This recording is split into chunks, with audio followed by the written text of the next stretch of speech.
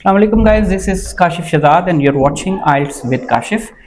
जैसा कि आपको पता है कि जब हमारे कोई स्टूडेंट्स अच्छे बैंड्स लेके आते हैं, 7 बैंड, 6.5 बैंड, 6 बैंड भी अच्छे बैंड हैं, तो हम उनको इनवाइट करते हैं फीडबैक इंटरव्यू के लिए।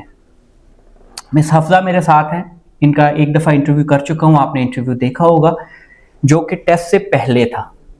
And I predicted she's gonna get 7 band in speaking, and she got 7.5 band in speaking. She's got wonderful results, and she got 6.5 overall with 7.5 in speaking. I had already invited her to come over and give a feedback interview. आज उनसे कुछ बात करेंगे preparation की कि यहाँ पे preparation कैसी रही। कुछ बाद हम बात करेंगे कि एकेडमी का एनवायरनमेंट इनको कैसे लगा। जी मिस हफ्जा, कैसे हैं आप? Thank you very much for joining us on feedback interview. Preparation का तजुर्बा कैसा रहा आपका? प्रेपरेशन का बेस्ट रहा। अब हम यहाँ पे बात करते हैं गुजरात में गरीपुरा रोड पे हम बारफल एजुकेशन सर्विसेज के नाम से काम करते हैं, हमारा इदारा है। कैसे ज्वाइन किया, फैसला कैसे किया और यहाँ पे आपको कितना टाइम आपने स्पेंड किया और कैसी आपको कोचिंग मिली, इसके बारे में आप कुछ फीडबैक दीजिए। सर स्टार्ट में तो मैं एक और एकेडमी गई थी, 1 डे गई थी, then I was so disappointed और मैंने बहुत ज्यादा पैनिक कर गई थी कि मैं ये नहीं कर सकती। फिर मेरे वहाँ पे आप वैसे चेक करने के लिए गई थी, आपने पे किया था? और नहीं पे नहीं किया था उन्होंने, बल्कि बहुत फोर्स किया था पे करो, बट मैं जस्ट चेक के लिए गई थी। ठीक है। तो फिर मैंने कहा कि मैं नहीं कर सकती, लेकिन मेरे हस्बैंड ने काफ़ी कंसोल किया कि नहीं आप कर सकते हैं, यू कैन डू ये वो। तो देन फिर मैंने सर्च किया ऑनलाइन, गूगल पे सारा देखा कि मैंने कहा गुजरात में जो बेस्ट एकेडमी है ना मैं वहाँ देखूँ, और सबसे ज़्यादा रिव्यूज़ मुझे ये बारफल एजुकेशन के मिले थे। देन फिर मैं यहाँ आई उनके साथ, तो सारद नान से मिली, उन्होंने बहुत अच्छा गाइड किया, उन्होंने श्योरिटी दिलाई कि नहीं आप कर लेंगी और डेफिनेटली।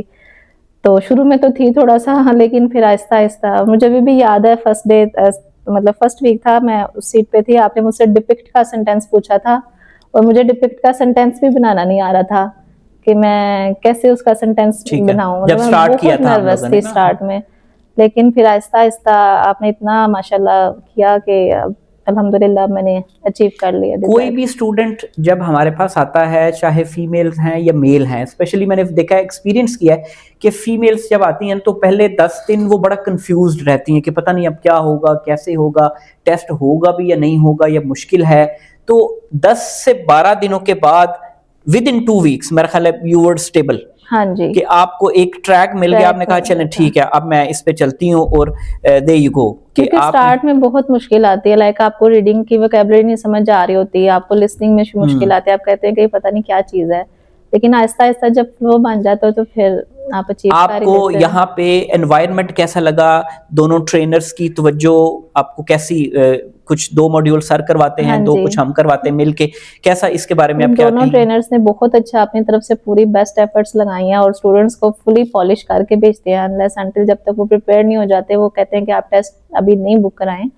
तो मेरे साथ भी ऐसे दोनों टीचर्स ने फुली कोऑपरेट किया, बहुत अच्छा रहा। राइटिंग, लिसनिंग, रीडिंग आपने की, राइटिंग सर ने की, तो ओवरऑल मेरा बहुत अच्छा इधर एक्सपीरियंस। नए आने वाले स्टूडेंट्स को आप क्या एडवाइस करेंगी कि वो कैसे अपने प्रिपरेशन सेंटर का या अपने आइल्स ट्रेनर का इंतखाब कैसे करें?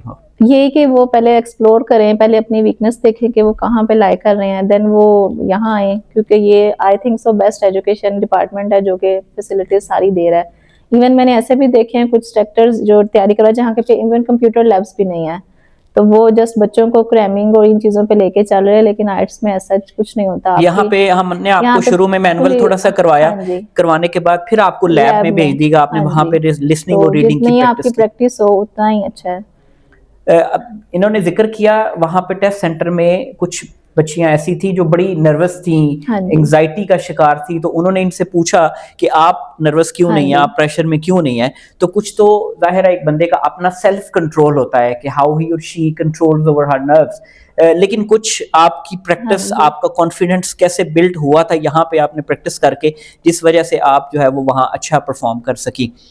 अगर आप प्रिपरेशन सेंटर ना ज्वाइन करती तो मैं तो ये कभी भी नहीं कर पाती without your guidance, without any mentor और ट्यूटर। आप ये कितनी दफा इस टेस्ट के दौरान आपका मोटिवेशन लेवल अप हुआ, डाउन हुआ कि पता नहीं होगा, नहीं होगा, कर लूंगी, नहीं कर लूंगी? टाइम स्टार्ट में ऐसा हुआ था, मैं डिसअपॉइंट हो गई थी, तो आपने भी बहुत मोटिवेट किया, आपने कहा नहीं आपने इसको सवार नहीं करना। फिर मेरे हस्बैंड ने काफी किया, मदर ने, सिस्टर ने, मैं रिकॉर्डिंग्स करती थी, इनको भेजती थी ये मेरी सुनती थी और फिर मुझे मेरी मिस्टेक्स बताती थी कि यहाँ पे गलती है, यहाँ पे गलती है, तो इस चीज़ को आप ठीक करें। आपकी फैमिली का बड़ा रोल होता है, आपके रिलेटिव्स जी। का बड़ा रोल होता है, आपके हस्बैंड, आपकी वाइफ या आपके बहन भाई, उनका बड़ा रोल होता है, वो कैसे आपको मोटिवेट करते हैं। हाँ नॉर्मली जी। हमारे इर्द गिर्द डीमोटिवेट हाँ ही जी। सारे करते हैं जी, तुमने मास्टर्स किया हुआ है, तुम क्यों नहीं कर रही ऐसे आइल्स, क्योंकि तुमसे मेरे क्यों नहीं हस्बैंड होता। भी टीचर हैं और सिस्टर भी टीचर है, मदर भी अच्छा अच्छा, रिटायर्ड टीचर हैं तो वो चलिए सारे उस मुझे तरफ से भी बड़ा आपको करते एज थे। मिला, और यहाँ हाँ से जी। फिर एकेडमिक एनवायरनमेंट में जो हाँ कि जी। हमारी आदत है, हम हर स्टूडेंट को इसी तरह पुश करते हैं, मोटिवेट करते हैं कि आप